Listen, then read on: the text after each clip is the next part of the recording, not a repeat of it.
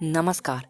आज के इस क्लास में आप सभी का बहुत बहुत स्वागत है दोस्तों। तो कैसे हो तुम लोग? मैं जानता हूँ कि आप लोगों का बोर्ड एग्जाम बहुत ही नज़दीक आने वाला है, तो घबराइए मत, ठीक ना। आज मैं इस वीडियो में हिस्ट्री का most important one shot objective question कराने वाला हूँ, जो आपके बोर्ड एग्जाम के लिए बहुत ज़्यादा इम्पोर्टेंट है। तो इस वीडियो को एंड तक देखना, क्योंकि इसमें चैप्टर 1 से लेकर चैप्टर 8 का ऑब्जेक्टिव क्वेश्चन गेस लाया हूँ, जो आपके बोर्ड एग्जाम में हर हाल में यहीं से प्रश्न बनेंगे।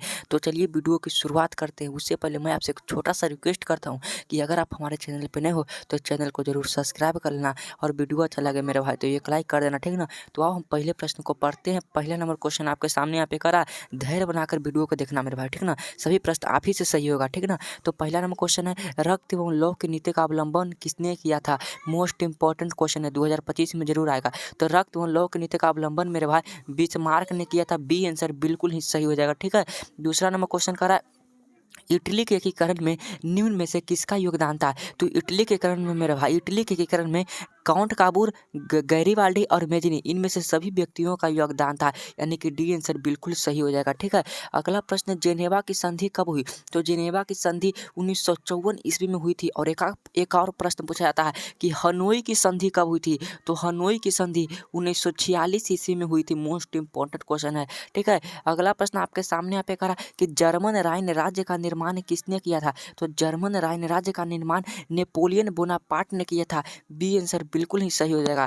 5 नंबर क्वेश्चन करा, रूस में कृषक दास प्रथा का अंत कब हुआ? तो रूस में कृषक दास प्रथा का अंत 1861 ईस्वी में हुआ था, ठीक है।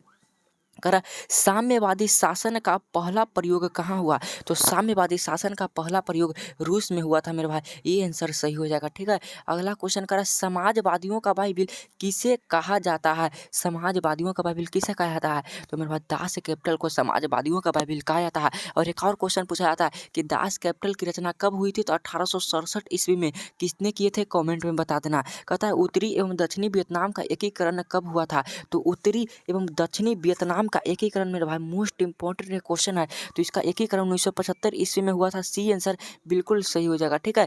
हिंद चीन में कोलोन किन्हें कहा जाता है? तो हिंद चीन में कोलोन फ्रांसीसी नागरिकों को कहा जाता है। बी आंसर सही हो जाएगा। अगला प्रश्न आपके सामने, युद्ध एवं शांति पुस्तक किसने लिखी? तो मेरे भाई लियो टॉल्स्टॉय ने युद्ध और शांति लिखे थे।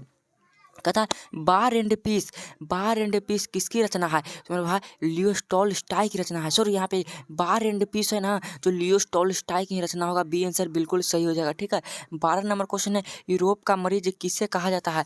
तो यूरोप का मरीज मेरे भाई तुर्की को कहा जाता है, ठीक है। मुझे 10 नंबर क्वेश्चन पर थोड़ा सा डाउट रहा है, क्वेश्चन को थोड़ा ध्यान से पढ़े। तो 10 नंबर क्वेश्चन यहाँ पे क्या करा कि युद्ध और शांति की पुस्तक किसने लिखी थी? तो मेरे भाई टॉल्स्टॉय होगा, ठीक ना। डी आंसर देख लीजिएगा, थोड़ा सा डाउट है इस प्रश्न पे है, ठीक है। अगला प्रश्न मेरे भाई कि जर्मनी के एकीकरण के लिए कौन उत्तरदायी था? तो मेरे भाई जर्मनी के एकीकरण के लिए बिस्मार्क उत्तरदायी था। अब बिस्मार्क ने जर्मनी का एकीकरण कर दिया था, ठीक है। काउंट काबूर को विक्टर इमैनुअल ने किस पद पर नियुक्त किया? मोस्ट इंपॉर्टेंट क्वेश्चन है। काउंट काबूर ने विक्टर इमैनुअल को प्रधानमंत्री के पद पर नियुक्त किया था। ये आंसर बिल्कुल ही सही हो जाएगा।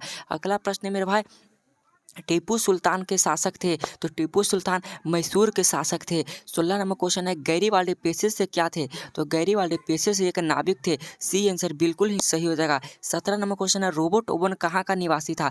तो रोबोट ओवन मेरे भाई ब्रिटेन का निवासी था, ठीक है। अगला प्रश्न है, रूस की बोल्शेविक क्रांति का नेतृत्व किसने किया था? तो रूस की बोल्शेविक क्रांति का नेतृत्व करने वाले व्यक्ति का नाम था लेनिन। सी आंसर बिल्कुल ही सही हो जाएगा। एक और क्वेश्चन पॉपुलर है कि लेनिन की मृत्यु कब हुई? तो लेनिन की मृत्यु शायद 1924 ईस्वी में हुई थी, ठीक है। मोस्ट इंपॉर्टेंट क्वेश्चन है। कहता है निम्न में किसे साम्यवाद के संस्थापक के रूप में माना जाता है? तो कार्ल मार्क्स को साम्यवाद के संस्थापक के रूप में माना जाता है, ठीक है। अगला प्रश्न है मेरे भाई 20 नंबर क्वेश्चन यहाँ पे करा, ध्यान से पढ़ो। कहता है रूस में जार का क्या अर्थ होता है?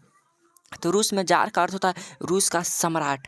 तो मेरे भाई 20 में आपका कितना स्कोर रहा? मैं उम्मीद करता हूँ 20 में 20 सभी बच्चों का सही हुआ होगा, ठीक है। अगला प्रश्न, अब 21 नंबर क्वेश्चन को पढ़ो। सिंगापुर कब आज़ाद हुआ? तो मेरे पास सिंगापुर 1965 ईस्वी में ही आज़ाद हुआ था, ठीक ना। 1965 ईस्वी में आज़ाद हुआ था। अगला प्रश्न, गांधी जी ने साबरमती आश्रम की स्थापना किस वर्ष किए थे? तो 1915 ईस्वी में किए थे। कहता है रंपा विद्रोह कब हुआ? तो रंपा विद्रोह 1916 ईस्वी में हुआ था। ये आंसर बिल्कुल ही सही हो जाएगा, ठीक है। अगला अगला प्रश्न है मेरे भाई 1871 ईस्वी में कौन सी संधि हुई थी? तो फ्रैंकफर्ट की संधि हुई थी। सी आंसर बिल्कुल ही सही हो जाएगा मेरे भाई। 25 नंबर क्वेश्चन है फ्रैंकफर्ट की संधि किस वर्ष हुई? देखो इसी प्रश्न को लेवल चेंज कर दिया कि 1871 में कौन सी संधि हुई? तो फ्रैंकफर्ट की संधि। तो फ्रैंकफर्ट की संधि किस वर्ष हुई? तो 1871 ईस्वी में। ठीक है, क्वेश्चन घुमा के पूछ दिया। इसमें बच्चे फंस जाते हैं, फंसना नहीं है आपको।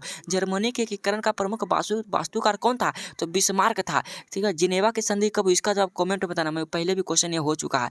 वियना सम्मेलन कब हुआ था? मोस्ट इंपॉर्टेंट क्वेश्चन है।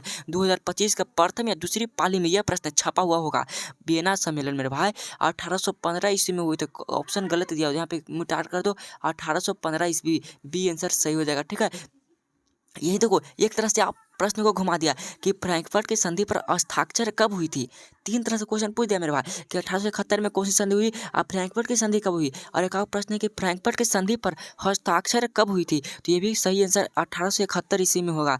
यंग यूरोप का संस्थापक कौन था? तो यंग यूरोप का संस्थापक मेजिनी था। डी आंसर सही हो जाएगा। अगला प्रश्न है किस युद्ध के बाद जर्मनी का एकीकरण हुआ था? मोस्ट इंपॉर्टेंट क्वेश्चन है। तो जर्मनी का एकीकरण मेरे भाई सेडान युद्ध के बाद हुआ था। डी आंसर सही हो जाएगा। कहता है सन 1870 ईस्वी में फ्रांस और प्रसा के बीच युद्ध कहाँ हुआ था? तो मेरे भाई सेडोन में हुआ था। ठीक है, बी आंसर बिल्कुल ही सही हो जाएगा। अगला प्रश्न मेरे भाई यहाँ पे कह रहा कि कार्ल मार्क्स के पुस्तक का नाम क्या है? तो मेरे भाई देखो दास कैपिटल और कम्युनिस्ट मैनिफेस्टो। तो बताता हूँ, एक कम्युनिस्ट मैनिफेस्टो है, एक कार्ल मार्क्स की पुस्तक है, लेकिन इसके साथ एक दोस्त भी थे एंगल्स, लेकिन खास पूछ रहा है कार्ल मार्क्स की पुस्तक। तो मेरे पास दास कैपिटल हो जाएगा। दास कैपिटल का ही मैंने दास कैपिटल पुस्तक का कार्ल मार्क्स खुद लिखे थे। ठीक है, अगला प्रश्न है ब्रेस्ट लिटोवास्क की संधि किन देशों के बीच हुई थी? तो रूस और जर्मनी के बीच हुई थी। कहता है कंबोडिया की राजधानी है, तो कंबोडिया की राजधानी नोम पेन है। ठीक है, अगला प्रश्न है गिरमिटिया मजदूर बिहार के किस क्षेत्र से भेजे जाते थे? तो बिहार के पश्चिमी क्षेत्र से भेजे जाते थे। ठीक है, अगला प्रश्न है अमृत बाजार पत्रिका का संपादन किसने किया? तो अमृत बाजार पत्रिका का संपादन मोतीलाल घोष ने किया था। अगला प्रश्न है 38 नंबर का रहा कि विश्व में सर्वप्रथम मुद्रण की शुरुआत कहाँ हुई मेरे भाई? तो चीन में हुई थी। मोस्ट इंपॉर्टेंट क्वेश्चन है। ये सब प्रश्न मेरे भाई गेस है। मैं दावे के साथ कहता हूँ कि अगर तुम इन 100 प्रश्नों को याद कर लेते हो तो हिस्ट्री में अलग से एक भी प्रश्न आपके बोर्ड एग्जाम में नहीं आएगा। ठीक ना, यानी 10 से 15 नंबर आपको इस वीडियो से खाली मिल जाएगा। ठीक ना, तो वीडियो के एंड तक देखना। बहुत ही इंपॉर्टेंट क्वेश्चन मैं लाया हूँ। पावर लूम का आविष्कार किसने किया था? तो एडमंड कार्टराइट ने किया था। बिहार बंगाल से कब पृथक हुआ था? तो बिहार जो था मेरे भाई बंगाल से कब पृथक हुआ? तो 1912 ईस्वी में हुआ था। Most important question. एक और क्वेश्चन बिहार झारखंड से कब हुआ? तो कमेंट में बता देना और डेट के साथ बता देना। भारतीय राष्ट्रीय कांग्रेस की स्थापना कब हुई? तो भारतीय राष्ट्रीय कांग्रेस की स्थापना 1885 ईस्वी में हुई थी। ये आंसर बिल्कुल सही हो जाएगा। अगला क्वेश्चन है मेरे भाई अखिल भारतीय किसान सभा का गठन किस वर्ष हुआ था? तो अखिल भारतीय किसान सभा का गठन 1936 ईस्वी में हुआ था। कहता है मोपला विद्रोह कहाँ हुआ था? तो मोपला विद्रोह केरल में हुआ था। सी आंसर बिल्कुल ही सही हो जाएगा। अगला प्रश्न मेरे पास बंगाल विभाजन कब हुआ? तो बंगाल विभाजन 1905 ईस्वी में हुआ था। मोस्ट इंपॉर्टेंट क्वेश्चन है। 45 में क्वेश्चन है लंदन में अनिवार्य प्राथमिक शिक्षा कब लागू हुई? तो 1870 ईस्वी में हुई थी। ठीक है, अगला क्वेश्चन पढ़ो, यहाँ पे करा ध्यान से पढ़ना। कहता है गुटेनबर्ग का जन्म कहाँ हुआ था? गुटेनबर्ग का जन्म हुआ था तो गुटेनबर्ग का जर्मनी में हुआ था। विश्वव्यापी आर्थिक मंदी किस वर्ष प्रारंभ हुई थी? तो मेरे भाई सन 1929 ईस्वी में हुई थी। और सबसे अधिक क्षति किस देश को हुआ था? अमेरिका को हुआ था। कहता है अंतर्राष्ट्रीय श्रमिक संगठन का मुख्यालय कहाँ है? तो पेरिस में है। अगला प्रश्न 49 नंबर क्वेश्चन करा WTO का मुख्यालय कहाँ है? तो WTO का मुख्यालय मेरे भाई कहाँ है? तुम बताओ इसका क्वेश्चन। तो 49 नंबर क्वेश्चन का सही आंसर मेरे भाई बिल्कुल सही आंसर क्या हो जाएगा? क्या होगा?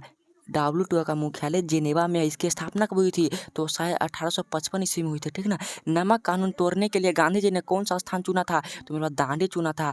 भारत में आने वाला प्रथम व्यापारी कौन था? तो मेरा पुर्तगाली था। ये आंसर बिल्कुल सही हो जाएगा। अगला प्रश्न कहता सिपाही विद्रोह कब हुआ था? तो सिपाही विद्रोह 1857 ईस्वी में हुआ था। कहता है सामंती व्यवस्था को हटकर किस प्रकार की शहरी व्यवस्था की प्रवृत्ति बढ़ी है? तो प्रगतिशील प्रवृत्ति बढ़ी है। ठीक है, अगला प्रश्न मुंबई में प्रथम सूती कपड़ा मिल किस वर्ष स्थापित की गई थी? तो 1854 ईस्वी में स्थापित की गई थी। अगला क्वेश्चन है सविनय अवज्ञा आंदोलन की शुरुआत किस यात्रा से हुई? तो मेरे पास दांडी यात्रा से हुई थी। मोस्ट इंपॉर्टेंट क्वेश्चन है। 56 नंबर क्वेश्चन करा भारतीय राष्ट्रीय कांग्रेस के पहले अध्यक्ष कौन थे? तो मेरे पास भूमेश चंद्र बनर्जी थे। सी आंसर बिल्कुल सही हो जाएगा। कहता सामंत गांधी किस नाम से जाना था? तो खान अब्दुल गफ्फार खां के नाम से जाना था। ये आंसर बिल्कुल सही हो जाएगा। ठीक है, अगला प्रश्न मेरे पास 58 नंबर क्वेश्चन करा कि 95 थीसिस किसने लिखी थी? तो मेरे पास मार्टिन लूथर की कार्ल मार्क्स नहीं, मार्टिन लूथर नहीं लिखे थे। Tata iron and steel company का स्थापना किस वर्ष हुई? तो 1907 ईस्वी में हुई थी। 60 नंबर क्वेश्चन है शहरों में कौन सा बुद्ध जीवी वर्ग के रूप में उभर कर सामने आया? तो मेरे भाई मध्यम वर्ग आया था। सी आंसर बिल्कुल सही हो जाएगा। ठीक है, तो मेरे भाई 61 नंबर क्वेश्चन यहाँ पे कह रहा है कार्ल मार्क्स का जन्म कहाँ हुआ था? तो कार्ल मार्क्स का जन्म जर्मनी में हुआ था। ठीक है, 62 नंबर क्वेश्चन है राम नगर का विकास कब हुआ था? तो मध्य युग में हुआ था। बी आंसर बिल्कुल सही हो जाएगा मेरे भाई। ठीक है, 63 नंबर क्वेश्चन है अंकोर वाट के मंदिर का निर्माण किस शासक के द्वारा करवाया गया था? तो सूर्यवर्मन द्वितीय के द्वारा करवाया गया था। ठीक है, 64 नंबर क्वेश्चन है अंकोर वाट का मंदिर कहाँ है? तो कंबोडिया में। मोस्ट इंपॉर्टेंट क्वेश्चन मेरे भाई। तो आपका 64 में कितना सही हुआ मेरे भाई कमेंट में जरूर बताना। मैं उम्मीद करता हूँ सही बच्चों का 50 से प्लस सही हुआ होगा। ठीक है ना।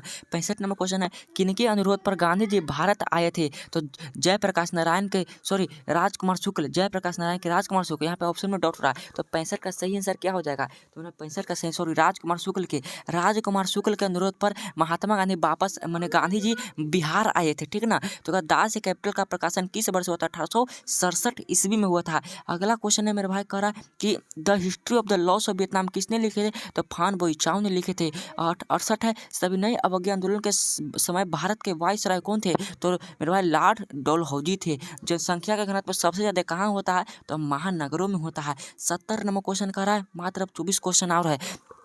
भारत में पहली सूती मिल कहाँ स्थापित की गई थी? तो भाई मुंबई में ही स्थापित की गई थी। ब्रेटन वुड्स सम्मेलन कब हुआ था? तो 1944 ईस्वी में हुआ था। एशिया और यूरोप के बीच कौन सा प्राचीन स्थल व्यापारिक मार्ग था? तो भाई रेशम मार्ग था। ये आंसर बिल्कुल सही हो जाएगा। कहता आधुनिक युग में अर्थव्यवस्था क्षेत्र में होने वाली सबसे बड़ी क्रांति क्या थी? तो मेरे भाई औद्योगिक क्रांति थी। कहता गुटेनबर्ग ने सर्वप्रथम किस पुस्तक की छपाई की? तो बाइबिल नामक पुस्तक की छपाई की। कहता है कागज का आविष्कार किस देश में हुआ था? चीन में हुआ था। ठीक है, अगला प्रश्न है स्पिनिंग जेनी का आविष्कार किस वर्ष हुआ? तो स्पिनिंग जेनी का 1770 ईस्वी में हुआ था। जलियांवाला बाग हत्याकांड की जांच के लिए सरकार ने किस समिति का गठन किया था? तो हंटर समिति का गठन किया था।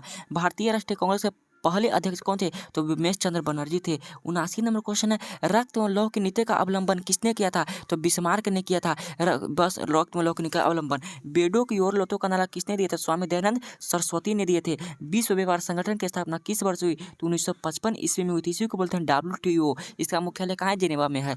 रूसो कहाँ का दार्शनिक था? तो रूसो फ्रांस का दार्शनिक था। आधुनिक युग में अर्थव्यवस्था के क्षेत्र में होने वाली सबसे बड़ी क्रांति कौन सी थी? तो औद्योगिक क्रांति थी। किस कानून के विरोध में जलियांवाला बाग हत्याकांड का सभा का आयोजन हुआ था? तो रॉलेट एक्ट के विरोध में हुआ था। ठीक है, तीन कठिया प्रणाली किन पर लागू होती थी? तो तीन कठिया प्रणाली किसानों पर लागू होता था। मुद्रण का आविष्कार कहाँ हुआ? तो मुद्रण का आविष्कार चीन में हुआ था। मराठा समाचार किस भाषा से संबंधित है? तो मराठा समाचार जो है मेरे भाई वह किस भाषा से संबंधित है? तो इसका सही आंसर अंग्रेजी भाषा से संबंधित है। ठीक है, अगला प्रश्न 88 नंबर क्वेश्चन कह रहा कि किसने कहा मुद्रण ईश्वर के दिए महंतम दिन सबसे बड़ा तोहफा है? तो ऐसा कहने वाले व्यक्ति का नाम है मार्टिन लूथर ने कहे थे। ठीक है, अगला क्वेश्चन महात्मा गांधी ने किस पत्र का संपादन किया था? तो यंग इंडिया का संपादन किया था। 90 नंबर क्वेश्चन है अखिल भारतीय ट्रेड यूनियन कांग्रेस की स्थापना कब हुई थी? तो सन 1920 ईस्वी में हुई थी। इसी को एटा का बोला जाता है। कहता है हिंद स्वराज के पुस्तक कौन थे? तो महात्मा गांधी थे। ठीक है, 92 नंबर क्वेश्चन है किस वर्ष साइमन के मिशन भारत आया? तो 1928 ईस्वी में आया था।